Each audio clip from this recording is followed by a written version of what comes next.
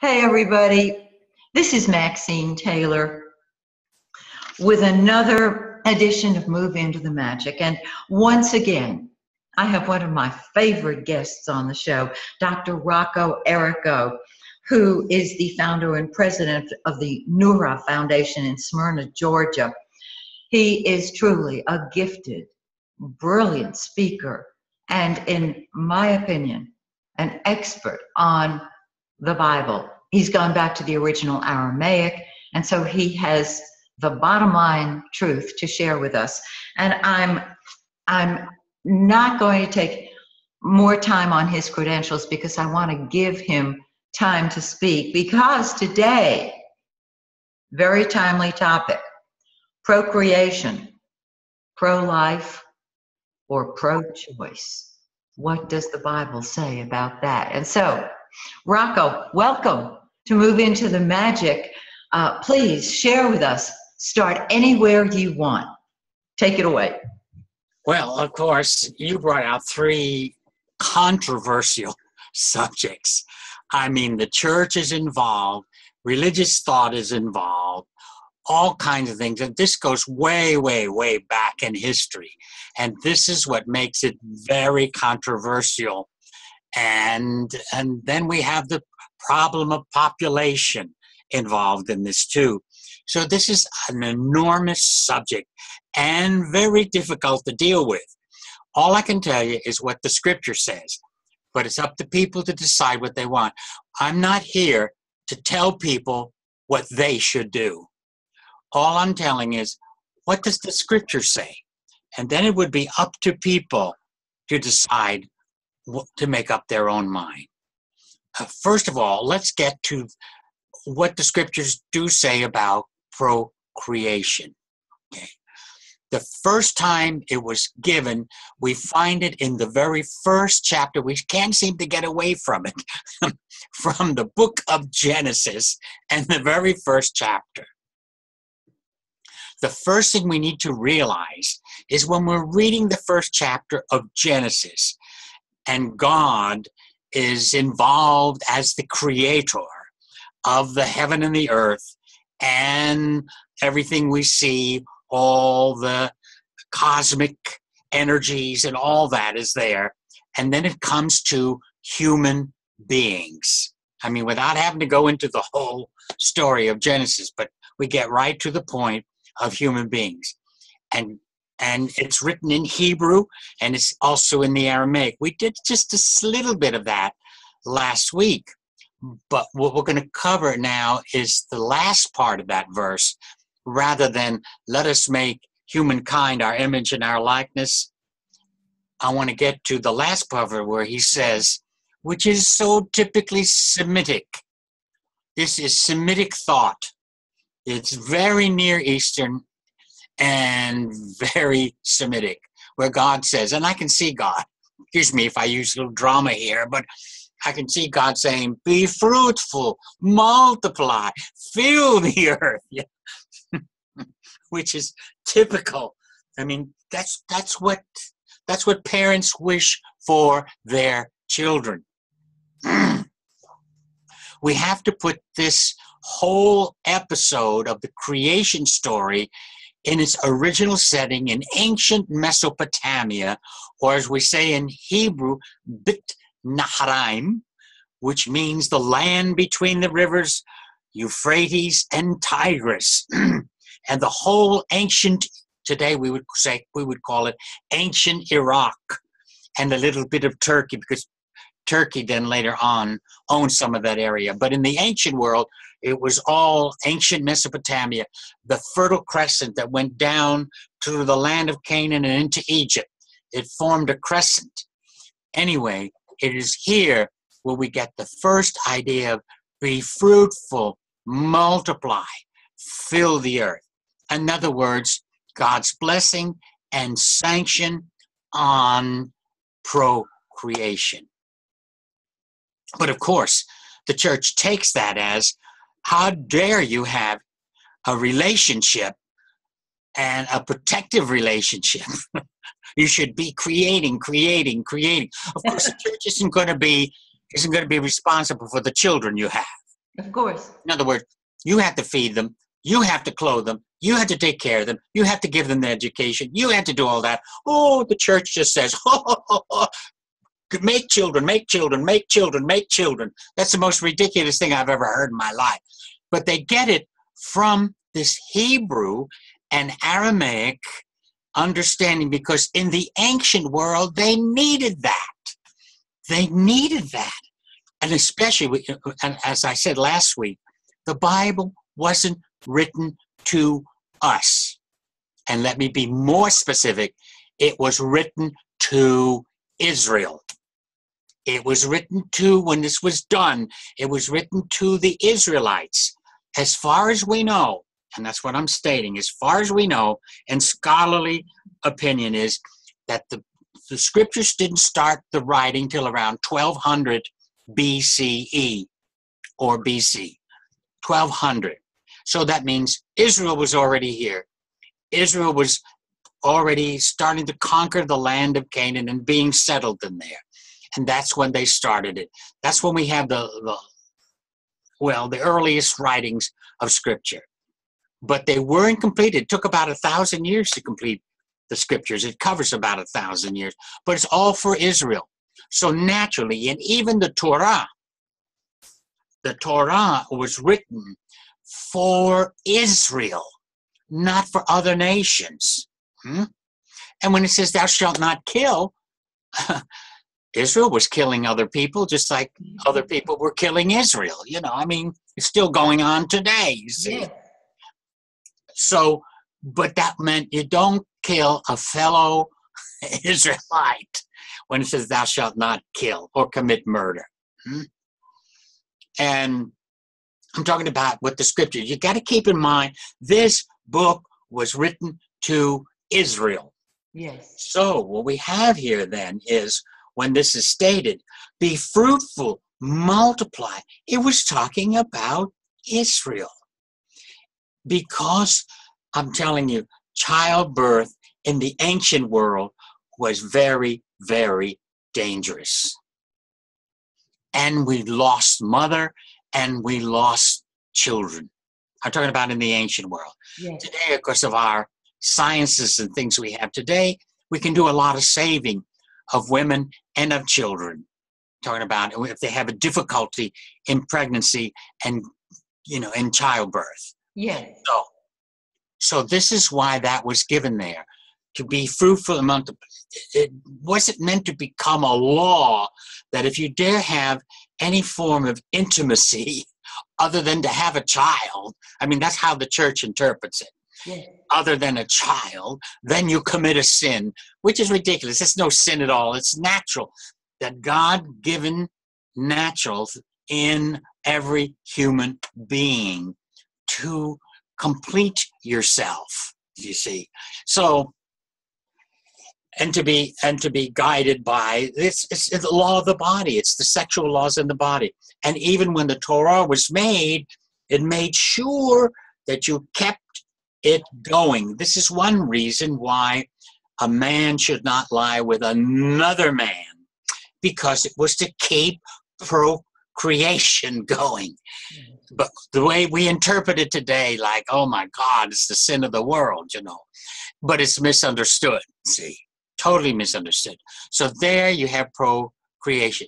So God definitely is pro-life. The real problem today is, the real issue is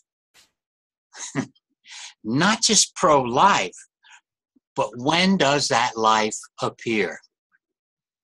In other words, and so do I have the right, does anyone have the right to stop a child from being formed? Some do it like this. The church is against that. You're not to use protection. You're supposed to go ahead and to try to have a child. See, but today the issue is, what if you already are having the child being formed in you? Do we have that choice? Who has that right? And of course, we're split on it. Some for it, some against it. In other words, you're killing life if you take it in the womb.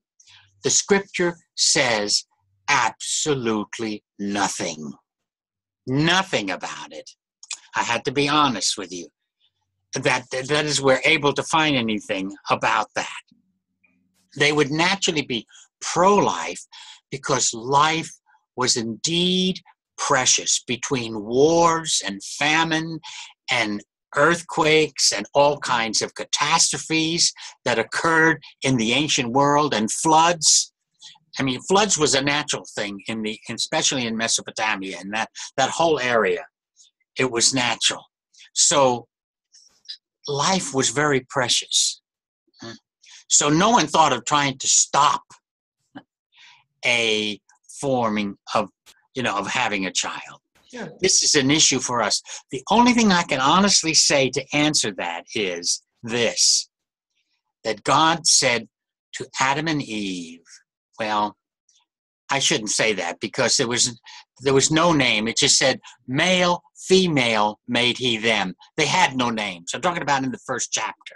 Yes. Even though it says, and God said, let us make Adam, that word Adam doesn't mean a name. When it says Adam there, it doesn't mean a person with the name Adam. What it means there is the earthling, the groundling, he took humus and made a human.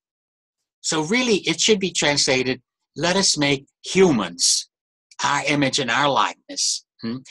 Now, that's only a thought. The next verse says, so God, and this is Hebrew too, and this is the problem with Hebrew and Aramaic.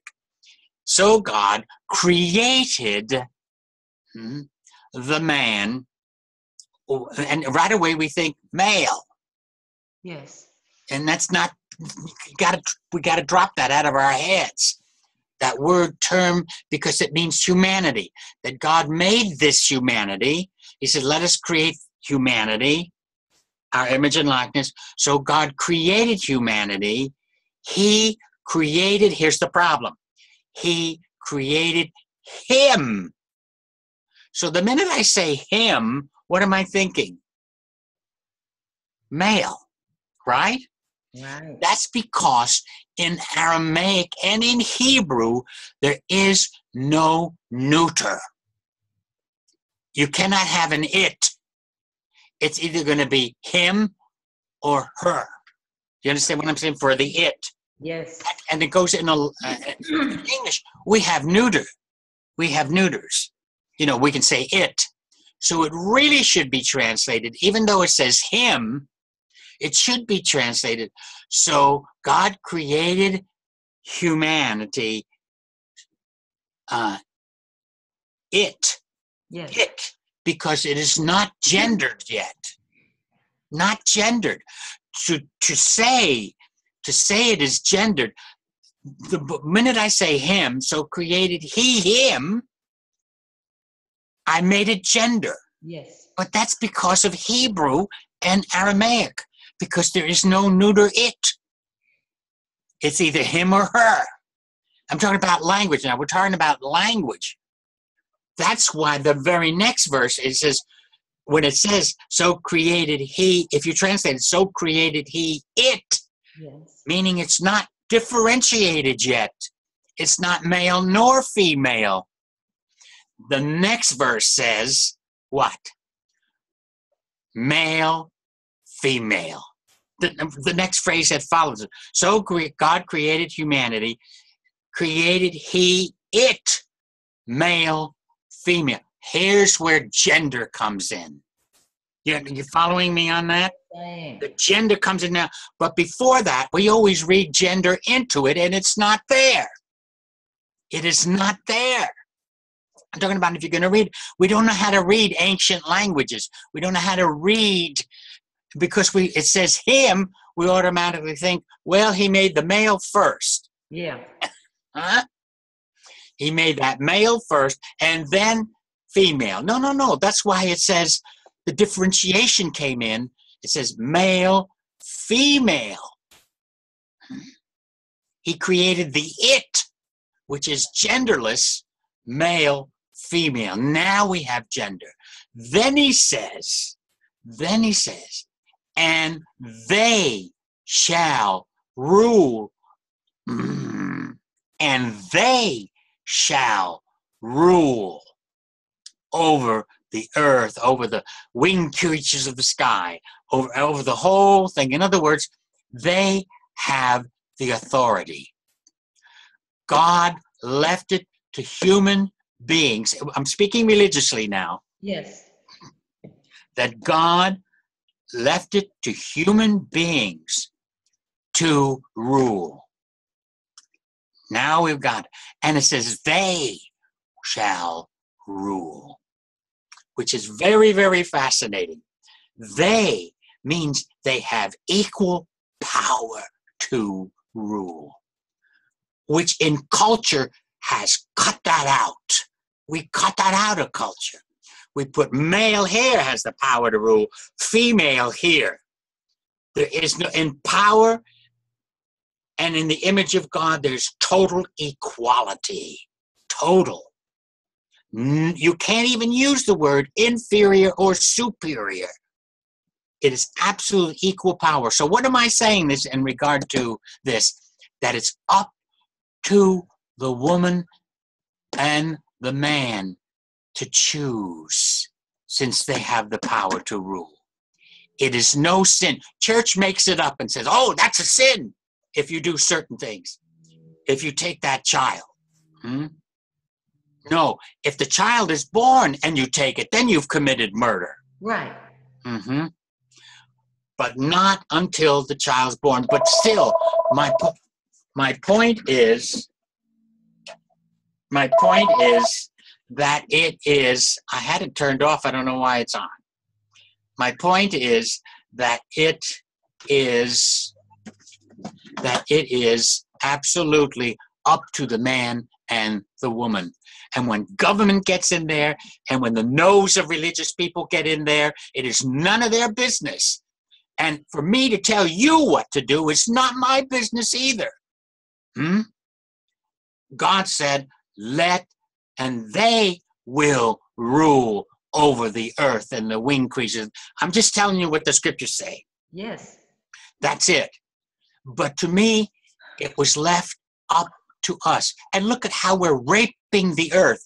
We talk about killing life. We're killing life, period, all over the place. Not just in the womb, but you don't see much cries about that. We're deforesting everything. We've destroyed the humus, the earth.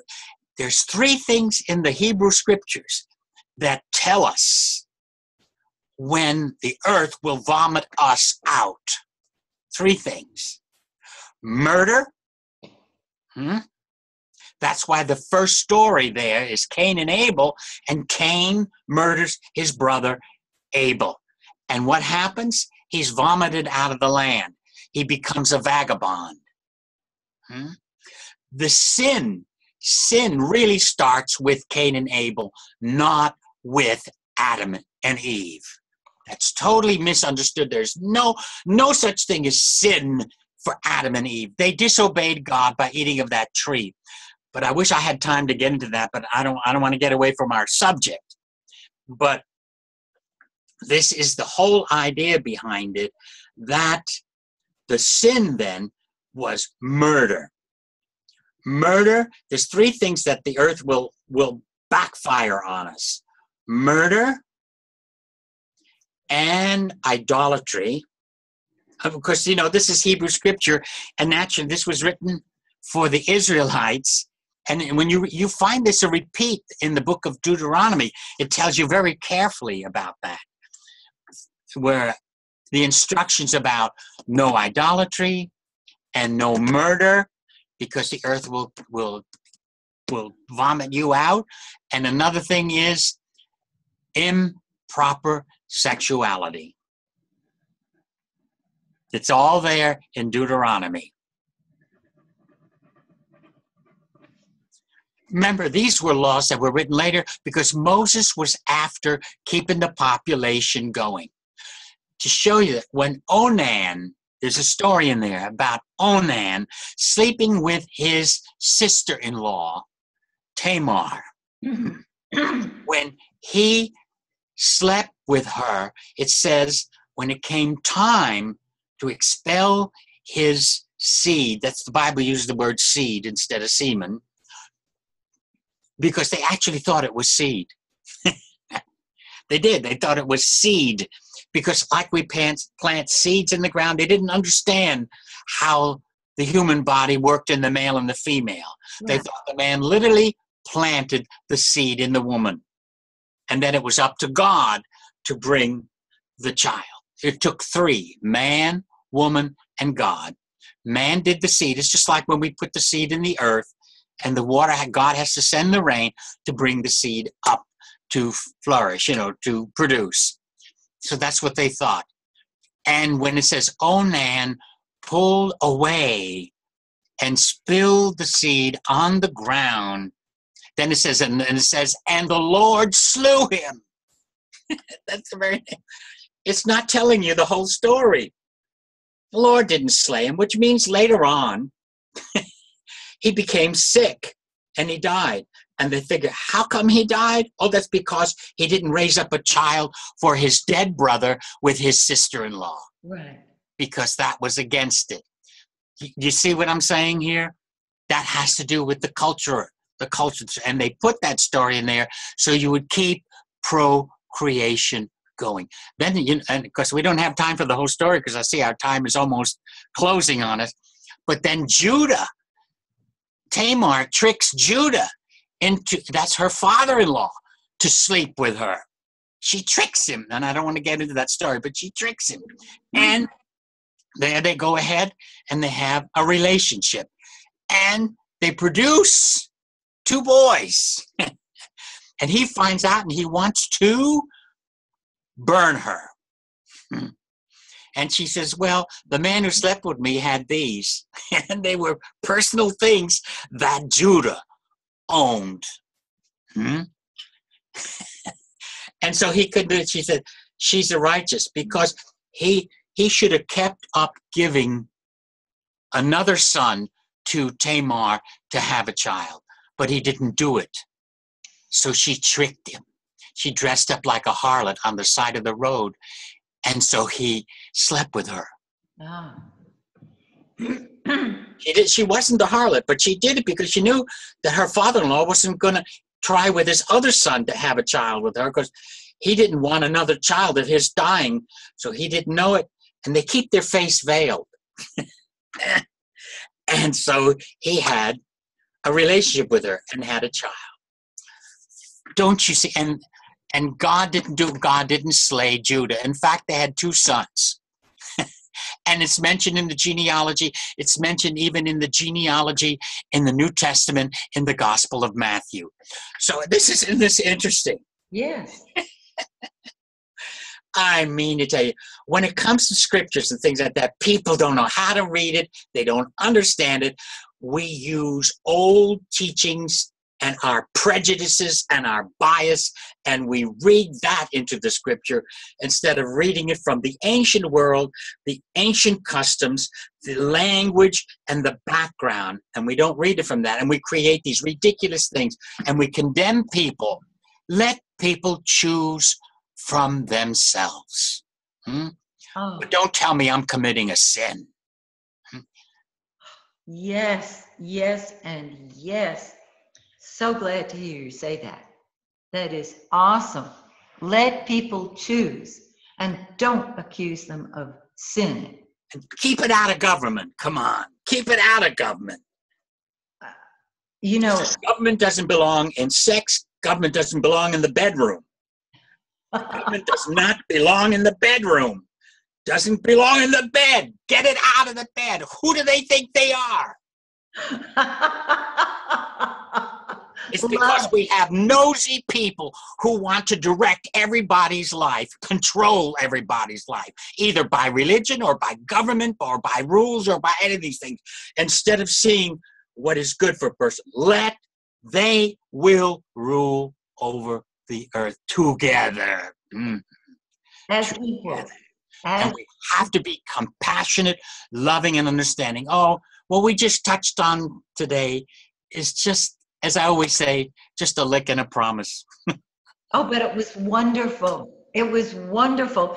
Thank you, Rocco, so much for sharing again. And of course, I invite you to return. We'll do another show next week. It'll be very, very timely. So everybody, I thank you so much for being part of our audience today. I hope you have enjoyed this latest show of my dear friend, Dr. Rocco Errico, and I hope you'll join us next time. And keep in mind, when you change the way you look at things, the things you look at change. See you next time.